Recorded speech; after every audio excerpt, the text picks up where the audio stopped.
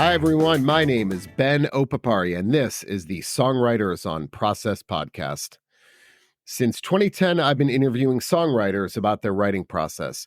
And on this podcast, we go deep, deep, deep into the writing process, far deeper than the usual. Do you start with the lyrics or the music question?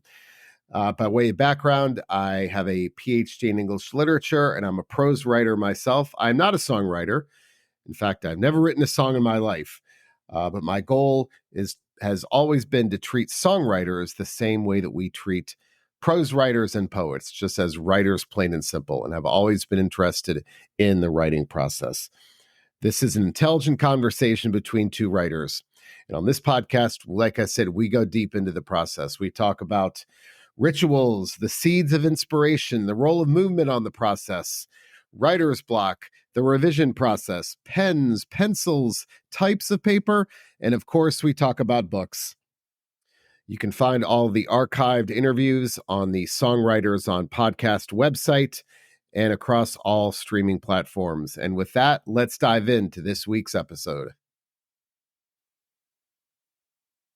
And today on the podcast, it's Jane Penny from Tops. Penny has a debut solo album, or a solo EP, I should say, out April 5th called Surfacing on Luminel Recordings. It's great. I love it. I'm also a big Tops fan. And I have been a fan for a while. I think discovered them through the magic of the streaming algorithm. And so this is a big, I really enjoy this conversation. For me personally, it's always fun to talk to songwriters whose music I love and to hear how they created it. So, but we had there were some great nuggets of information in this podcast, in this interview. First one, Barry White. This is the first Barry White reference I think I've gotten on this podcast before. Talked about how she's a fan of Barry White's songwriting and how that even influences her songwriting as well. And also how she's got to write in cursive. Wow, what a lost art. But Penny mentions how writing in cursive is an important part when she writes lyrics, because, and you'll hear what she says, but it's a good reason why when you write in cursive, you maintain the flow of the letters. And so that's also an important part of her process.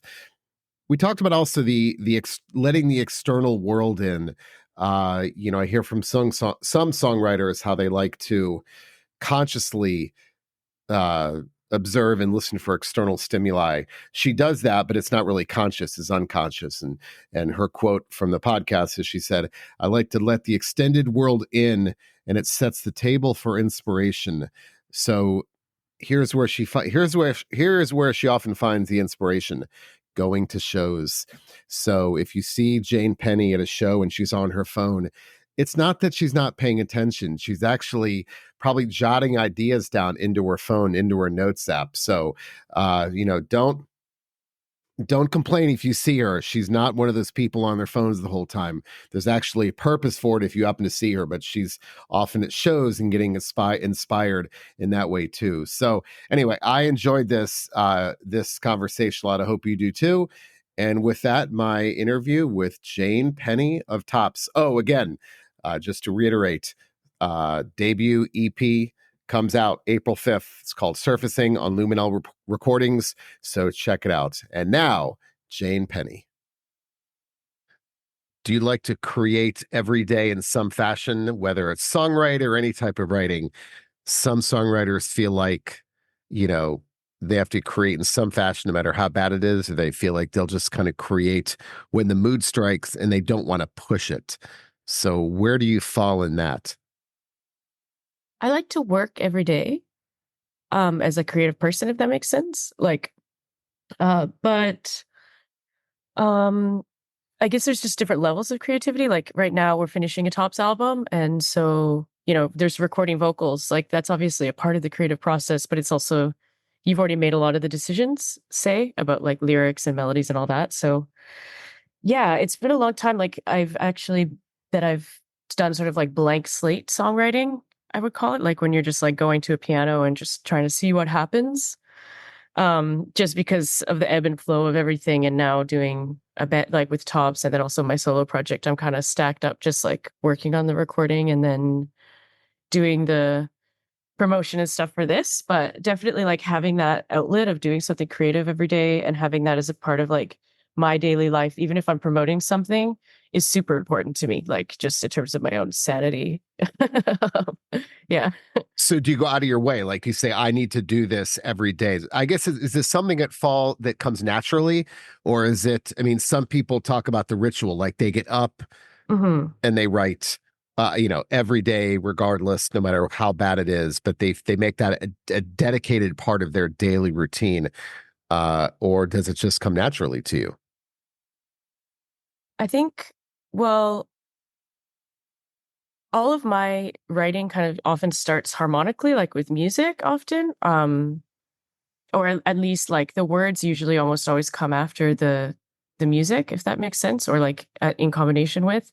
Um, so I kind of when I was living in Berlin, I had a little studio at home, and would just go to the keyboard every day, and then just find myself there. And now I'm living in this tiny place in Montreal, and I have a studio because David, my bandmate, has a studio here. So I'm doing this like work personal life where you go and have more of a routine, and it's definitely better. I'm really enjoying it, but I definitely have like every day I wake up and I do the certain things at home, and then I go to the studio and have that time. Um, be it like if I'm practicing or writing or working with David, but just I need to have that kind of reminder that this is what I'm doing, if that makes sense. So that I can anchor myself there. And then in terms of like, I guess inspiration is a completely different thing because often like the most inspired I'll get, or like times that I'll be like really opening my phone and phone notes app and like writing down things. It'll be during another person's show. Like that happens all the time. That I'm actually like at a live show and then I get extremely inspired just by the idea, just like whatever creative power that they have. And just like, yeah, that's something that happens a lot. Or like, I think ideas definitely come to me all the time. So I'm kind of like always open to that. But I think you also have to kind of like set the table for inspiration to find you, if that makes sense. And like structure your life that you're like, yeah, like you're saying, kind of like understanding your identity in that way and kind of making that commitment every day. So if I see you at a show, then we have to be clear that you're not, when you're on your phone, you're actually creating. You're not one of those people that's on their phone at the show, right? And Yeah. doing other things. Let's make that very clear that if someone sees you, there's creativity. I can just see this being, I saw Jane at a show and she was on her phone the whole time. I can't believe it. Oh man, Um, I'm always trying to be really fast with it and like, angle the phone down and like contrast zero, but like it does happen for sure. Or like, yeah, I think external, you have to let the external world in if you want to have anything happening like inside. Yeah, so let's talk about that. So, but I want to get to the Notes app question because Hmm. this is something that comes up all the time because songwriters tell me that they have thousands of voicemail memos or things on their Notes app, and there's no organization whatsoever to them. And so when they try to find Hmm. something, they frantically scrolling through for that idea. But the advantage of the disorganization is that sometimes they'll see something that they ordinarily would have passed over. So I guess, is there any sense of organization at all to those voice memos and those notes on your phone when it comes to lyrics or melodies or anything like that?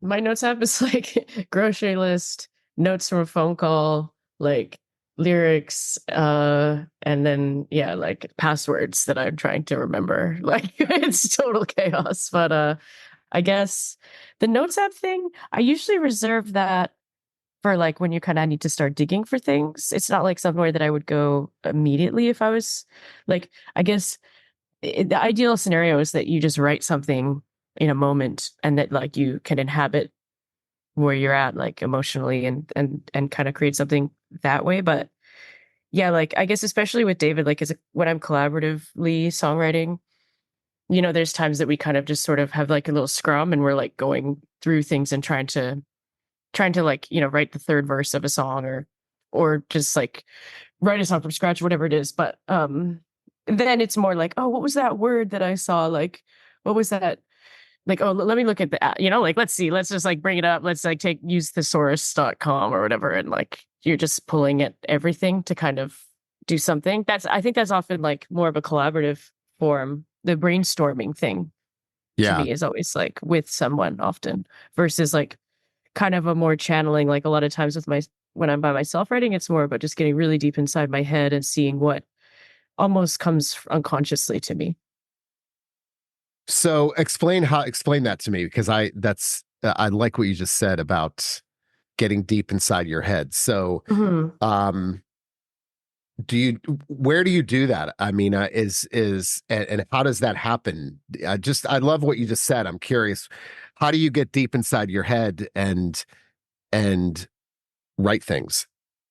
Mm, I mean, like at night alone. But or just whatever. But I think the piano is a nice like I find that when I'm playing, uh my brain kind of goes into a different space. Like I think the act of making music definitely does something to one's brain. Um so often just like the feeling of the chords and stuff, it will just yeah, I just kind of go to a little bit of a different place. It's like a place that I go to in my brain. I think it's pretty similar to dreaming, honestly. Um But do you yeah. write, I guess? Do you write, I guess when you're going deep inside your brain, Mhm. are you writing? I mean, words actually, or is that music?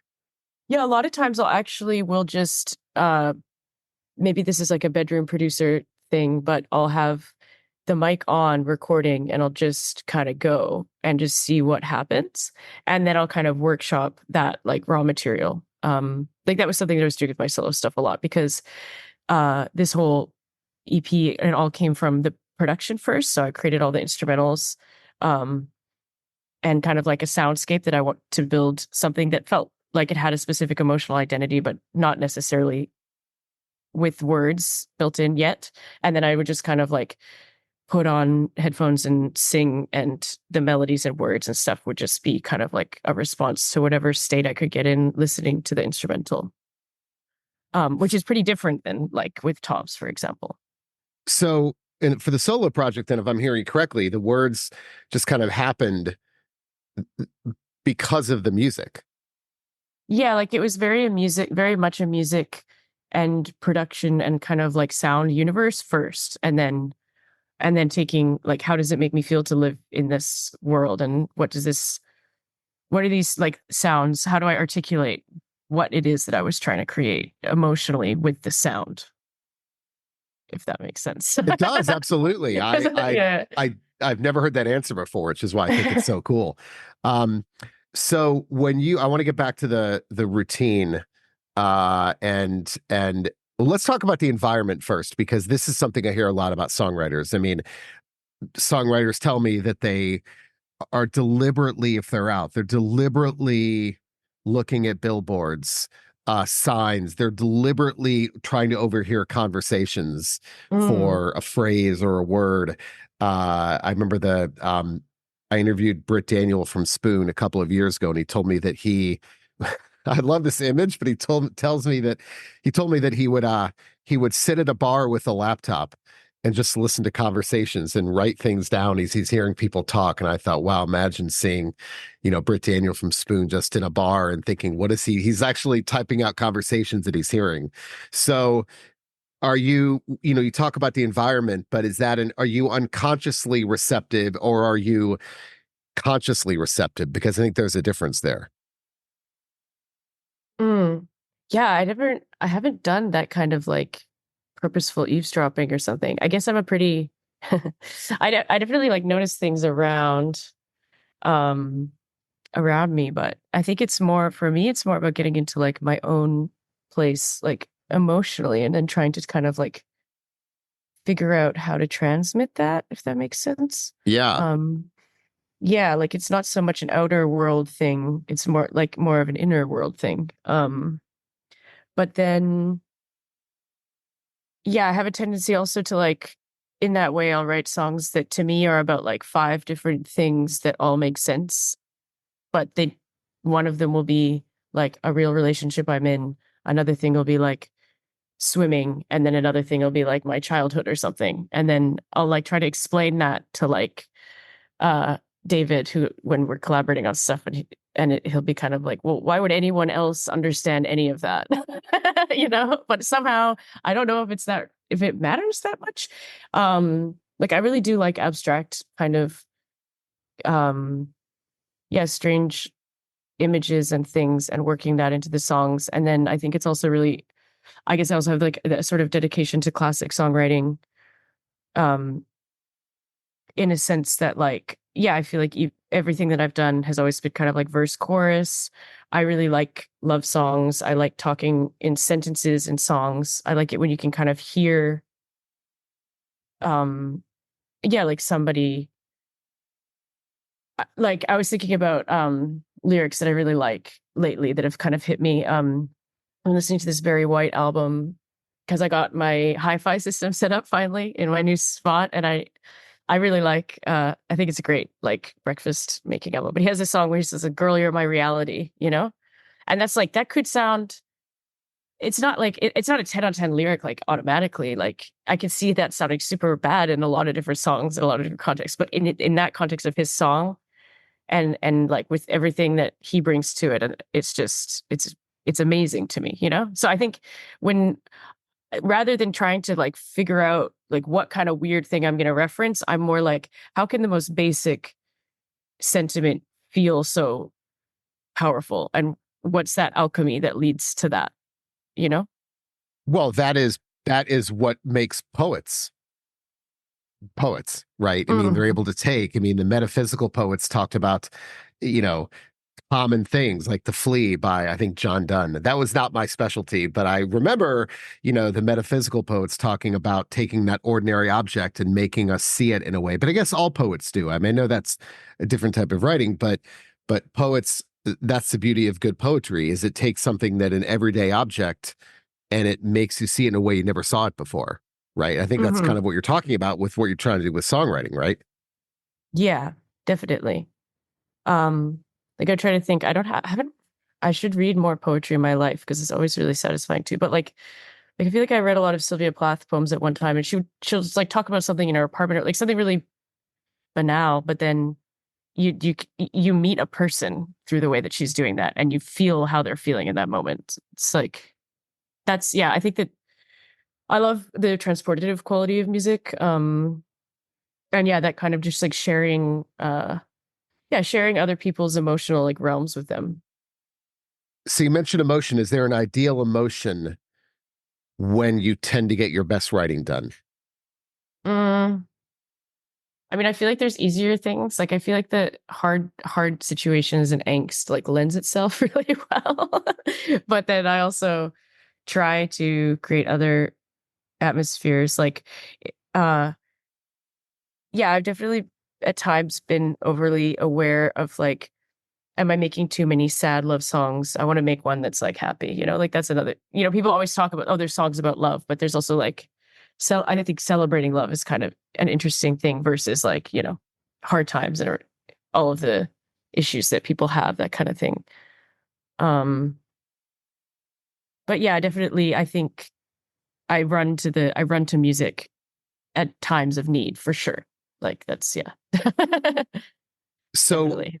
the other thing I want to mention is you I think you talked earlier about just getting it out there no matter kind of how good or how bad it is, initially, and that the equivalent to that is when I was a professor, I would always have my students read this essay by the author Anne Lamott, and the essay is called "Shitty First Drafts." And her whole point is that first draft of anything has to be atrocious. Like, don't worry about perfection. That's what grinds the creative process to a halt. Is when we think too much about what we're doing and not just about getting it out there.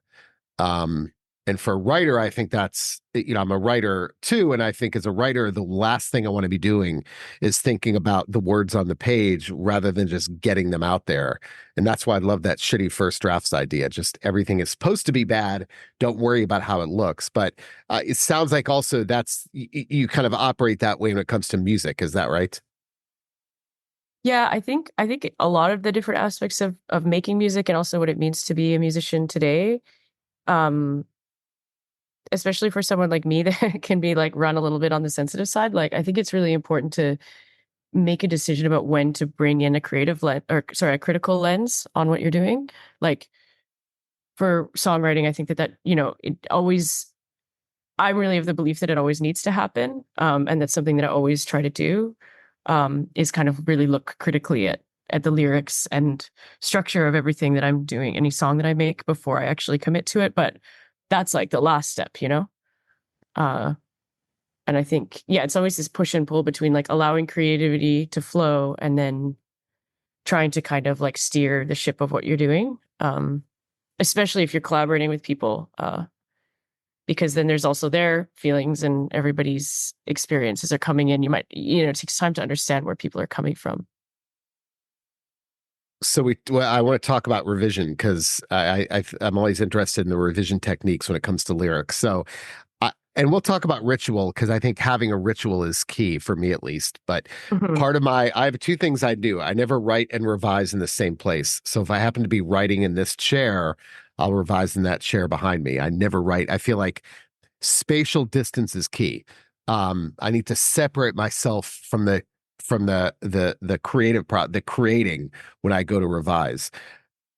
Here's what I also noticed about myself a couple of years ago. So if I finish something in the morning and I look at it later that same day, I'm still too close to it. There's something about it where I feel like, well, I made it. Of course, I'm not getting rid of anything.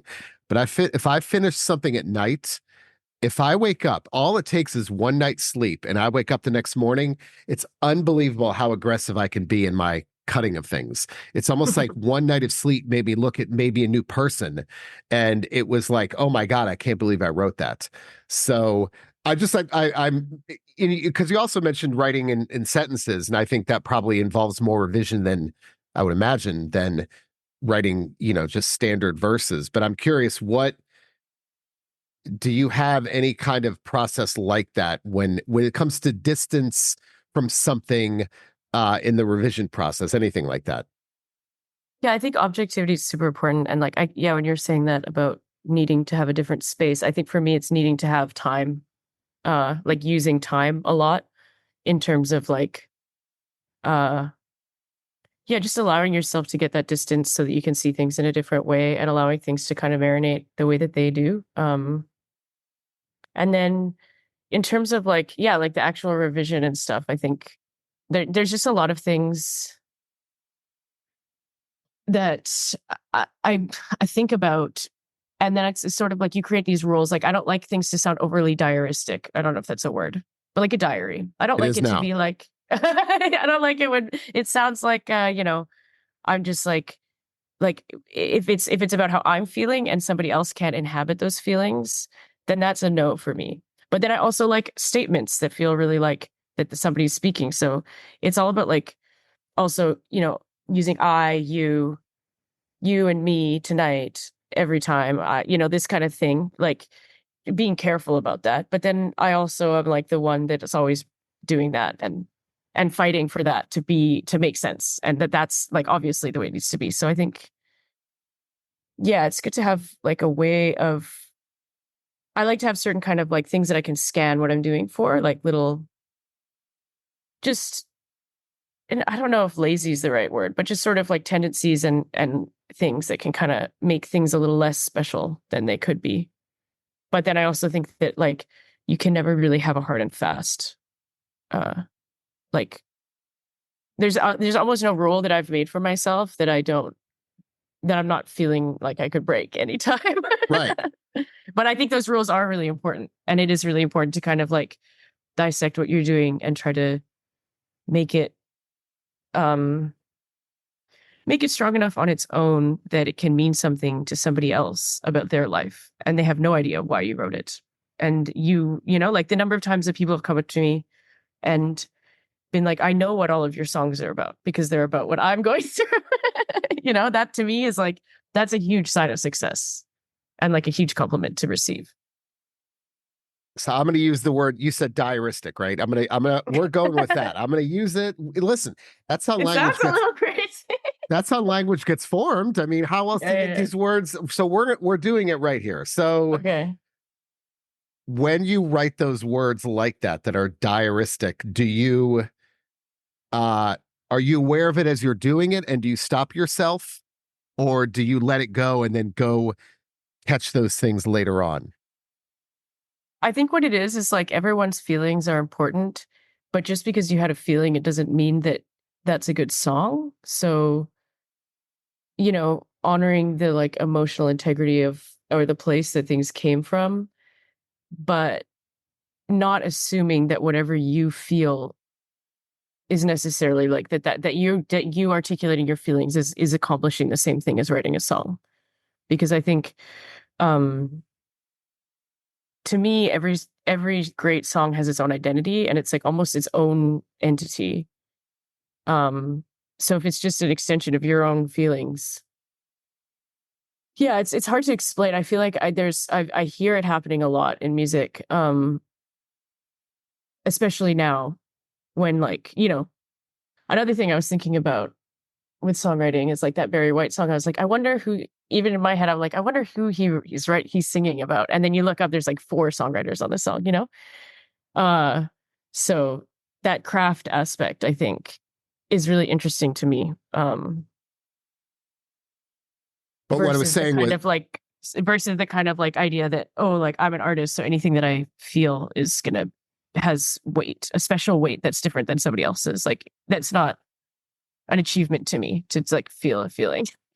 But do you catch? I guess what I'm saying is when you write those things that sound like a diary, do you just write them and say, I'll look at it later, or do you stop yourself and say, that sounds like a diary. I shouldn't write this and then scratch it out. That's what I was kind of getting at, if Yeah, that like makes sense. I try not to. And then if there is something that I feel uh it should be there, I guess it's more about shaping that the song has more than that. Like I think it's okay and good for things to come from a true place, but I just feel like it's good to also demand more from Yeah. that piece than that. Yeah. Like So you just it mentioned, should never be it should never be the where you stop. right. So you mentioned swimming earlier, and there was an article in the Washington Post about 6 months ago about why we get our best ideas in the shower.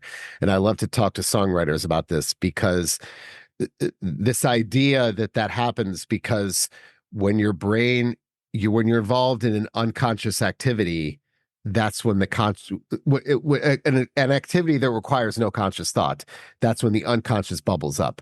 So especially during COVID, I think when people were stuck inside, it was more, but people tell me how they get song ideas when they are folding laundry, doing the dishes, gardening, vacuuming, any of that stuff.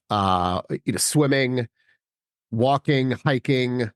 I think we could also break it down into, we probably could, like, are the ideas different when you're inside doing those monotonous activities versus outside and locomoting, actually walking? So I guess that's a long way to say, is that a fruitful place of creativity for you in those moments? I mean, I think for me, yeah, like what music is often involved, and maybe that's why I'm a musician and not a poet. That would be my argument that I'm not a writer because I actually need there to be music involved, I think, in a way. Even if it's watching somebody else play music or something. Um and then otherwise, like yeah, sometimes things hit me. I definitely really being underwater and like taking showers and baths and also swimming and stuff, being in oceans, all of that is like very important for like the maintenance of my like sanity somehow. Like it's just so calming to me. And I just really like I'm always gravitating towards that. So that's why like on the cover I'm like underwater. I don't know, it just felt like it made sense like that this is where I don't know. I think I definitely relate to that. But I don't know if like it's more about yeah, getting my I try to be pretty treat my psyche as well as I can to create a strength within myself to be able to express myself, if that makes sense. So like I feel like a lot of my time in the external world is more about like just like feeding that myself and nourishing myself in a way that I can like then go and have energy to put towards creative things. Whereas like for example, some people on tour they can write music and um that's just like not at those times I'm just like so focused on the specific, you know, all of everything that goes into like the travel and all of the social aspect and performing and everything. Um yeah, I would never yeah, I kind of have to like, yeah, treat myself in a certain way and give myself a certain amount of space and time to be able to like really write. Um, or have people in the room that I can work with in that way. Like David and Marta from Tops. We've written a lot, just the three of us, where Marta's doing the keyboard, David's doing the guitar, and then I'm just doing the melodies and the words. And at the end of the day, we have a whole song. And everyone's just done their part in a sense, but no, obviously everyone's like really required for that too. Um, Yeah. So, but do you get ideas other times when you're out and an idea comes to you almost spontaneously when you're not thinking about it? I guess that's what I was getting at. sometimes, but honestly, not like, because I have friends that will like sing as they're walking around and things are just like hitting them or Yeah. whatever. But it's not so much like, it's really kind of is a place that I have to go Yeah. and be.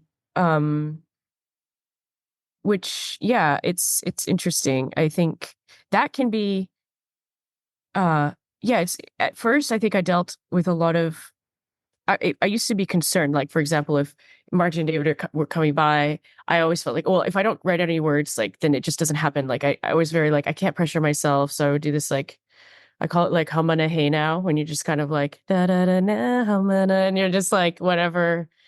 But then there's such a danger there because you're committing to something that's not real, or at least you're committing. The melody's there, but then you get stuck in a loop of trying to write the words for it could take months and months, or it can never happen.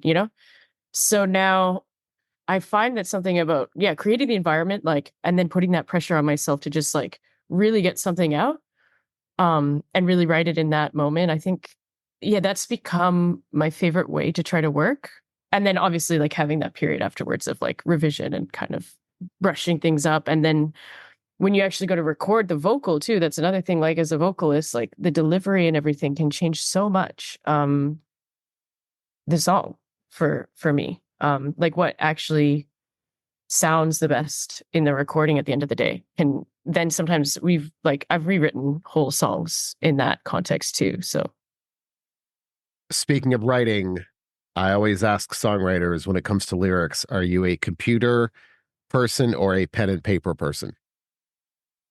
I was a pen and paper person for a long time. I still am if it's just like if I'm writing and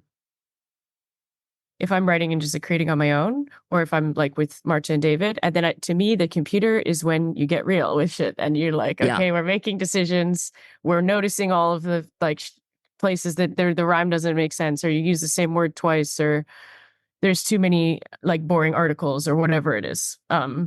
Like that's when you're getting the like editor's lens on things and committing.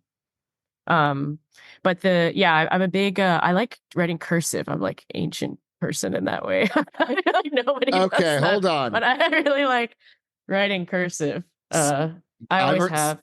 So I've been doing this for 14 years. I've heard two things that I've never heard before. One, a Barry White reference. Two, I like to write in cursive. So I think you were born in the wrong era, clearly. That's amazing. It's funny. We have kids. Our kids can't read cursive because they don't teach it anymore. So they've had to learn how to write how to sign their names by like Yeah, learning but that's another issue altogether. I'm not sold on the fact that people need to learn it, but that's another discussion. So, yeah. yeah, why? Okay, I have a couple of thoughts. First of all, why cursive? And I love that. And I find that songwriters are also very particular about color of ink and even brand of pen and paper. So, Hmm. do those things matter? But also, why cursive? Well, the cursive is it's just a really direct flow to me. Like when I was a student, I would take notes and I wouldn't have to look at the paper. I would just kind of like, just digest everything and just write it down, like almost like a dictation. And then I would just read it before the test or whatever and be like, okay. Like it's weird. It's like the stream it has a stream of consciousness kind of like element to it Yeah. that I really like. But yeah, I used to write postcards and like cards for friends in handwriting. And then now I'm like, when you actually see them, like if you're there when they're getting it and they're like trying to like make sense of it, I realized I was like, this is not even like English to people anymore. So just, yeah, I have to like print. But But yeah, grid.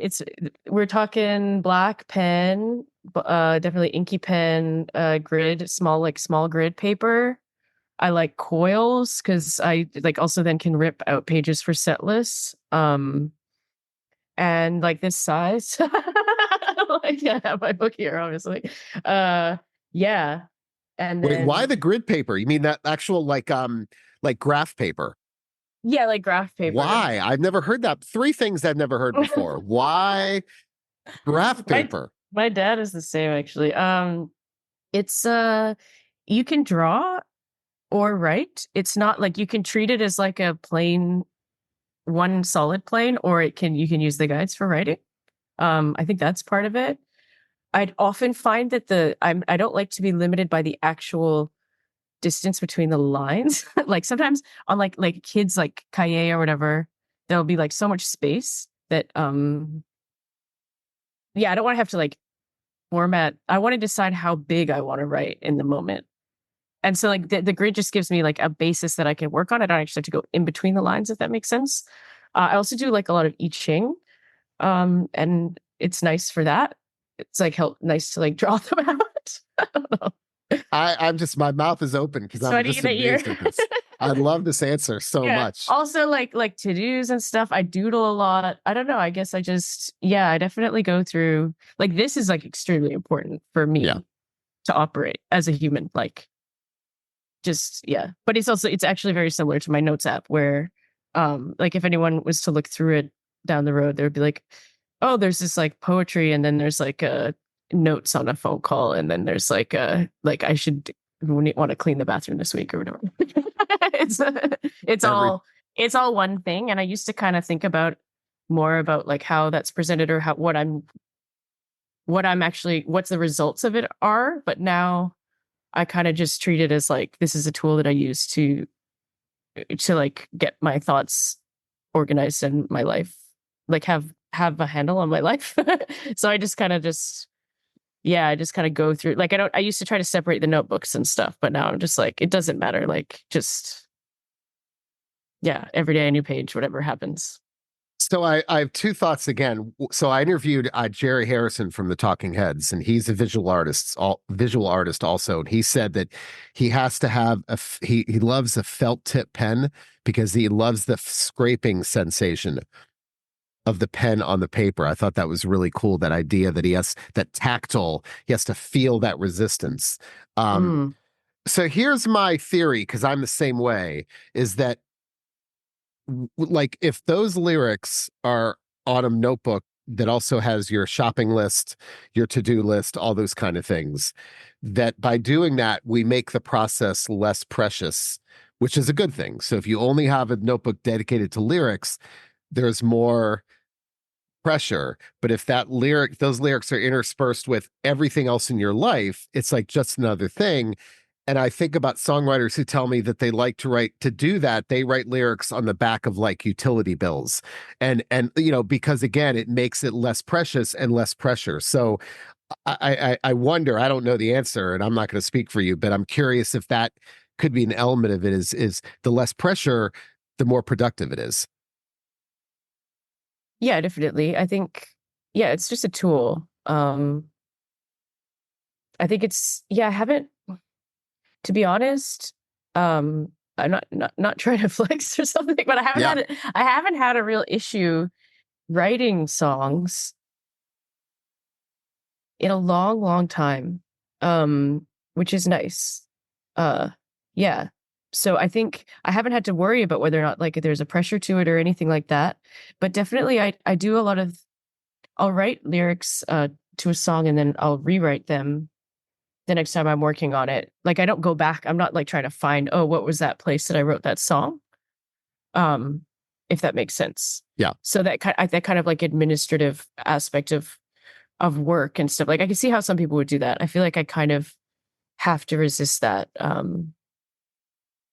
Anything that would feel like I'm organizing anything. Yeah. Like, no, where some people would be like, maybe some people love to get out the highlighters or the labels, or they have like a whole, like there is something like that. But I think that's also why it is important to get to type out lyrics for me at some point, because they can kind of exist in this loosey-goosey cursive zone of my head and like sketchbook or whatever. And then at some point, you know, that is important to kind of like solidify things. Yeah, I hear that a lot too. I think that's not uncommon that the first step is on a piece of paper, then putting them into a computer, whatever, makes it more real. Mm-hmm. So, all right, two more questions. One, we talked a little bit about ritual, but I absolutely have a ritual to my process, time of day, things I have to have with me. That's a confidence thing for me. I fear that, and it's probably not a good thing, is that I use that as an excuse, like, oh, I'm not in that place, so I can't write now. I'm not here, or it's not that time of day. But the fact is that there's a ritual when I'm at my best. So is there, and to me, like I said, that's down to a favorite share. So is there a time of day, place, things like that? Are those things important to you at all when it comes to songwriting? I mean, I think I try to be flexible, but nighttime and is definitely a thing. And then also like there's a in the studio that David has, there's a specific like chair like area of this room that I do actually sit in usually when I'm doing the like writing stuff. Like we all kind of have our little corner. And I always find that really interesting when you work with when you work with a band, like how whenever you go to practice or write, and there's always this sort of dynamic that forms. Everybody ends up where they end up, even if it's like the bass player is standing 10 feet across from the bass amp. Like it's not, even if like the format of where all the gear is like kind of prescribes a certain setup, everyone always kind of like, it's like, what is that? Like the desire path, that like when there's like a path in through the grass or whatever that forms. Oh, right. Okay. Yeah. Those are called desire paths or whatever. Like, Yeah. So that's part of the ritual. yeah, I mean, I just think it's interesting the way that human beings behave. I feel like I went on a total tangent. Didn't answer your question actually, but No, you did. You said that you set up in a certain place, but yeah, no, definitely. But I think also like routines wise, um, lately I'm trying to do this thing now because I just moved to a new city. Or not a new city. I moved back to Montreal, and I'm living alone, and I also entering a certain age, I guess, where I think routines become really, you realize how paramount they are. And like also realizing that like as an artist and in my certain ways, I'm never going to really get up with the sun or, necessarily be clocking out of work at 5 p.m. or anything, but then having my own routine of like when I'm preparing food, when I'm doing my groceries, like my exercises and all the different, like at this point, my days are kind of, there's definitely like kind of a Groundhog Day effect happening where I'm going to the studio kind of at the same time every day for the same period of time, more or less. And there's a whole series of events leading up to that are just like, I guess, whatever maintenance of myself, like exercising and eating and all that. I don't know, just it's kind of funny, but it is getting more and more honed. And I really find that interesting too, to look at like different artists' routines too. You'll find, and writers, I think especially writers, they'll often have sort of like non-negotiable blocked out time. oh yeah, definitely. I mean, you read the interviews in the Paris Review with writers, and they absolutely no. I've never read any interview with a writer who says, "Yeah, I write when I feel like it. I get up if I feel like writing." It's always down to maybe the things they wear, or absolutely there is that sense of routine. I don't think any writer will tell you differently, which is interesting because songwriters often don't have that, but prose writers absolutely do. Mm. Um, Well, but songwriting has that ephemeral nature of like you could write one song that's like the best song of all time, and you could write every other song that you write could be completely mediocre. So yeah, that's kind of, I understand, but I guess I'm lucky. Like if you always had that expectation that would be happening, then like, they probably, it would be tough for sure. But I guess there's so many different aspects of making music that I'm involved in. So I'm lucky in the sense, like right now I'm doing a lot of vocals. So that's also, when you're recording vocals, you really have to kind of like, it's the most that I feel like an athlete or something, where it's like, I really have to make sure that my body's like in a state to do that, because yeah. there's a physical limit that you hit. I feel like writing songs, that's not as much of an issue. and maybe you can get a little bit more out there in terms of how chasing that experience or whatever, finding your way. But yeah, it just depends. I really enjoy all the different aspects of it, to be honest. Yeah, I feel very lucky to get to be a musician. Well, let's end with this because we've talked about poets and about writers, and I find that songwriters typically are voracious readers.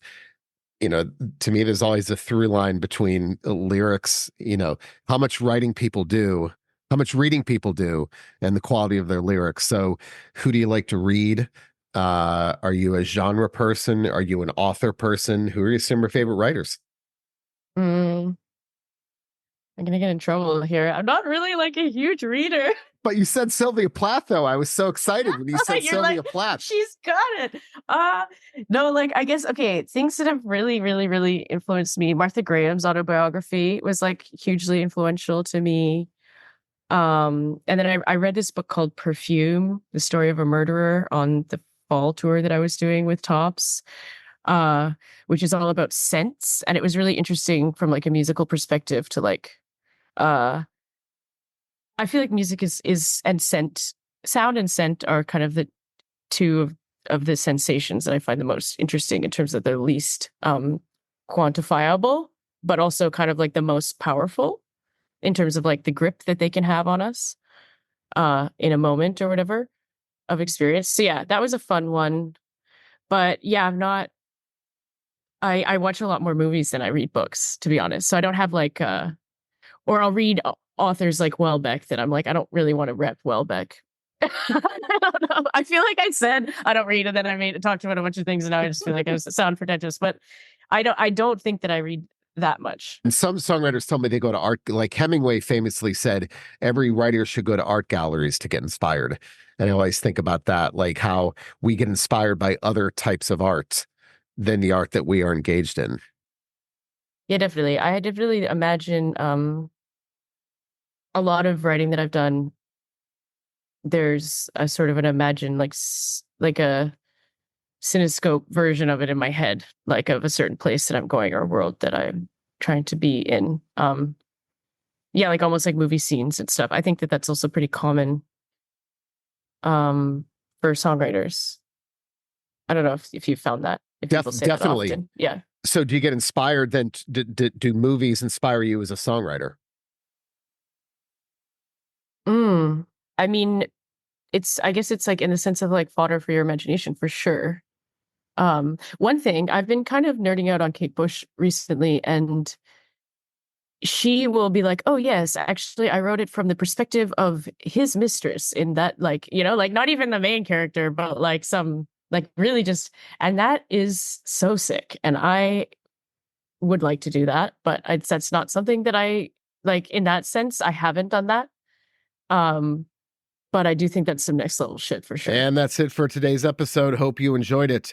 Don't forget my book, Desolation, a heavy metal memoir by Mark Morton with Benno Papari, that is me, comes out June 25th on Hachette Books. Mark is a good friend of mine. He is one of the guitarists in the band Lamb of God, and this is his memoir. It's a damn good book, if I do say so myself. But again, that book is out June 25th on Hachette Books. You can pre-order it now everywhere, your favorite online bookstore. So be sure to do that.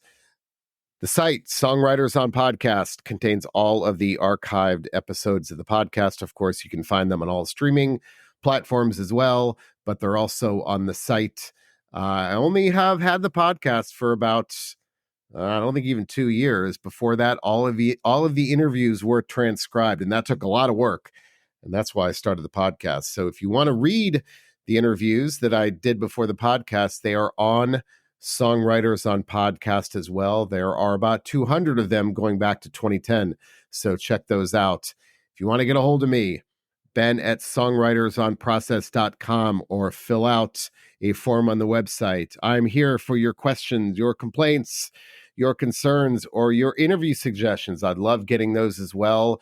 So hit me up. I will try to respond. So that's it, everyone. Have a great day and see you next time.